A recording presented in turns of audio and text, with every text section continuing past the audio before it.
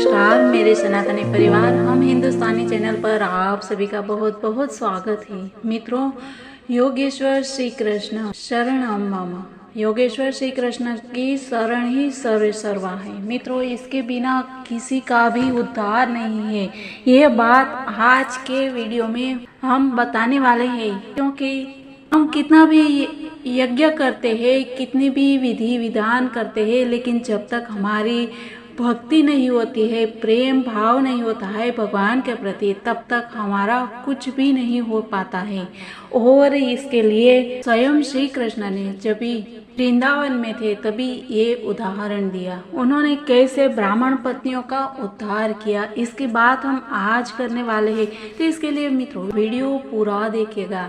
और अब तक आपने हम हिंदुस्तानी चैनल को सब्सक्राइब नहीं किया है तो सब्सक्राइब कर लीजिए और बाजू वाले बेल आइकन को प्रेस करना भी मत भूलिएगा। तो मित्रों, आइए जानते हैं कि कैसे ब्राह्मण पत्नियों का उद्धार किया। आज हम ये बात करने वाले हैं। एक बार जब श्री कृष्ण और बलराम ग्वाल बालों के साथ वन में थे, तभी उन्होंने ग्वाल बालों को बहुत भूख लगी और उन्होंने कहा कि हे श्री कृष्ण, आप और बलराम सर्वशक्तिमान है, आपने अनेक असुरों का वध किया है, किंतु आज हम भूखे मर रहे हैं जिससे हम अशांत हैं। तो कृपया ऐसा कुछ करें जिससे हमारी भूख शांत हो। अपने मित्रों की ऐसी प्रार्थना सुनकर भगवान श्री कृष्ण तथा बलराम ने तुरंत यज्ञ में तत्पर ब्राह्मणों की पत्नियों पर दया दिखलाई। ये ब्राह्मण पत्नियां श्री भगवान की परम भक्त थी, अतः श्री कृष्ण को उन्हें आशीर्वाद देने का अवसर प्राप्त हुआ। उन्होंने कहा कि हे मित्रों, पास ही ब्राह्मणों के घर पर आप जाओ और इस समय वो आंगिरस यज्ञ करने में लीन है, क्योंकि वे स्वर्ग लाभ चाहते हैं। इसीलिए आप उनके पास जाओ। और फिर भगवान श्री कृष्ण ने अपने मित्रों को ये भी कहा कि ये ब्राह्मण वैष्णव नहीं है, ये हमारे नाम श्री कृष्ण तथा बलराम तक ठीक से उच्चारण नहीं कर सकते हैं। ये सब वैदिक स्तोत्रों के उच्चारण में व्यस्त है। यद्यपि वैदिक ज्ञान का उद्देश्य मुझे ही प्राप्त करना है, लेकिन इन ब्राह्मणों को ये पता नहीं है। इसीलिए तुम लोग मेरा नाम लेके उनसे कुछ मत मांगना, लेकिन बलराम का नाम लेकर कुछ मांग सकते हो। इसका क्या है कारण मित्रों, ये भी हम जानेंगे। दान देने के लिए सामान्यतः उच्च श्रेणी के ब्राह्मणों को दिया जाता है, किंतु श्री कृष्ण और बलराम ब्राह्मण कुल में उत्पन्न नहीं हुए थे। बलराम वसुदेव के पुत्र कहलाते थे, जो कि क्षत्रिय थे, और वृंदावन में श्री कृष्ण नंद महाराज के पुत्र के नाम से विख्यात थे, जो कि वैश्य थे। इनमें से कोई भी ब्राह्मण ज्ञाति का न था। अतः श्री कृष्ण का विचार ये था कि यज्ञ करने में व्यस्त इन ब्राह्मणों को क्षत्रिय तथा वैश्यों को भिक्षा देने में कोई रुचि नहीं होगी, लेकिन फिर भी बलराम का नाम लेके भिक्षा मांग सकते हो, क्योंकि वो आखिर क्षत्रिय था। ऐसा सोचकर भगवान ने ग्वाल बालों को तैयार किया और उनको ब्राह्मणों के पास भिक्षा के लिए भेजा। ग्वाल बालों ने ब्राह्मणों को धार्मिक नियमों के ज्ञाता ऐसा कहा, और ये संबोधन करके उन्होंने ऐसा सिद्ध किया कि वो श्री कृष्ण और बलराम की संगति में रहने के कारण उनको ये पता है। ग्वाल बालों ने दंडवत प्रणाम भी किया, और ये सब उन्होंने ये दिखाना था कि श्री कृष्ण के साथ रह के वो इतना कुछ समझ पाए हैं। और बालकों ने कहा कि हम लोग बहुत ही भूखे हैं, हमारे मित्र श्री कृष्ण और बलराम बाजू में गाय चरा रहे हैं, तो आप हमें कुछ कृपया भिक्षा देने की कृपा करें। लेकिन ब्राह्मणों ने श्री कृष्ण तथा बलराम की ओर से दिए गए तर्कों को सुना, किंतु उनकी परवाह नहीं की और उनको ठीक तरह से जवाब भी नहीं दिया। सिर्फ हाँ और ना में ही जवाब दिया, और वो यज्ञ में तल्लीन हो गए। इस तरह से ग्वाल बाल निराश होकर वापस आ गए। जब श्री कृष्ण ने देखा कि ग्वाल बाल निराश होकर वापस आए हैं, तब उन्होंने वापस उनको भेजा, ये कहकर कि आप लोग ब्राह्मण पत्नियों के पास जाओ, क्योंकि वो मेरी भक्त है। वो रात दिन हमें याद करती है और हमारा ध्यान करती है। वो तुरंत ही आपको कुछ भिक्षा अवश्य ही दे देगी। श्री कृष्ण की आज्ञा का पालन करते हुए सारे बालक तुरंत ब्राह्मण पत्नियों के पास गए। वे अपने घरों के भीतर बैठी थी। वे आभूषणों से अलंकृत थी।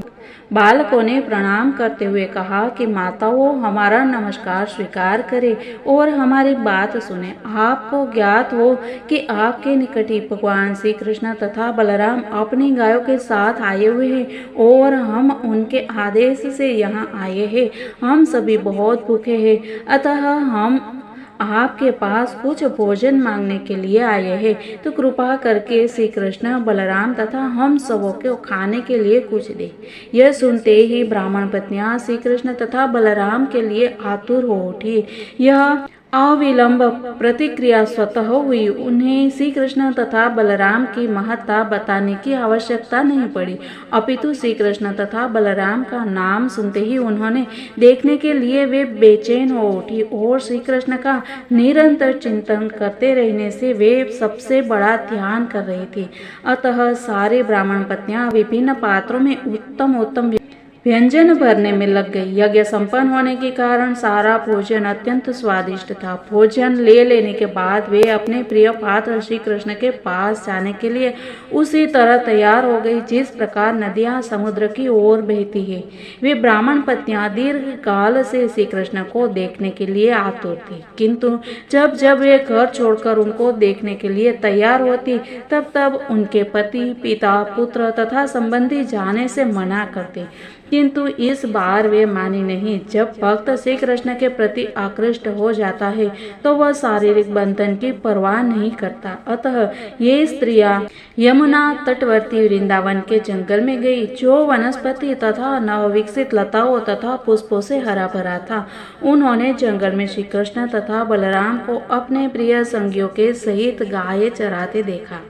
ब्राह्मण पत्नियों ने उन श्री भगवान को देखा और जिनके विषय में उन्होंने इतना सुन रखा था और जो उन्हें अत्यंत प्रिय थे तथा जिनके चिंतन में वे सदा खोई रहती थी, अब उन्होंने आंखों तथा मुख के समक्ष प्रत्यक्ष देखा। उनकी आंखों से होकर श्री कृष्ण उनके हृदय में बैठे जा रहे थे। उन्होंने जी भरकर श्री कृष्ण का आलिंगन किया, जिससे उनका वियोग जनित दुख तुरंत दूर हो गया। वे उन ऋषियों के तुल्य थी जो अपने उन्नत ज्ञान के कारण परमेश्वर के साथ तदाकार हो जाते हैं, चूँकि परमात्मा जन जन के हृदय में विराजमान है।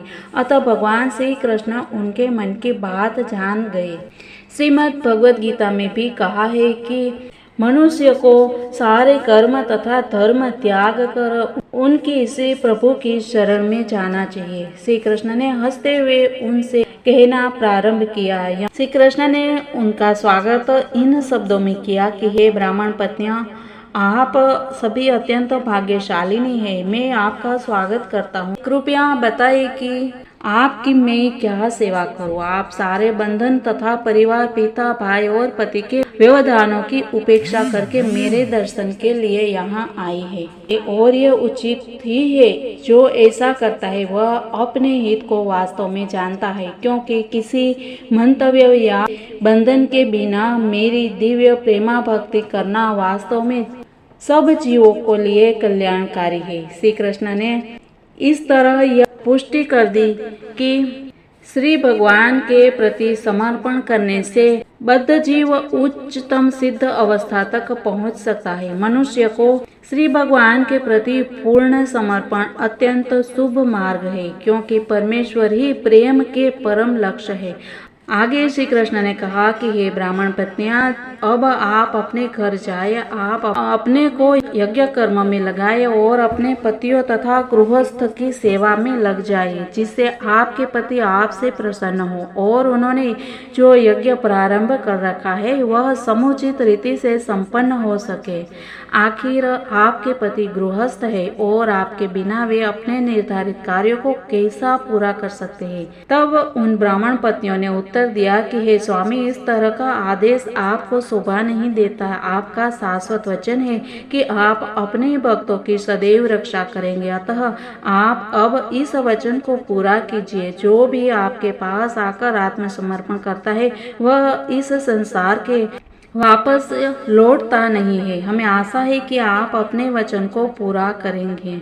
अब हम अपने तथाकथित संबंधियों, मित्रों तथा समाज के बीच लौटना और आपके चरण कमल की शरण छोड़ना नहीं चाहते हैं।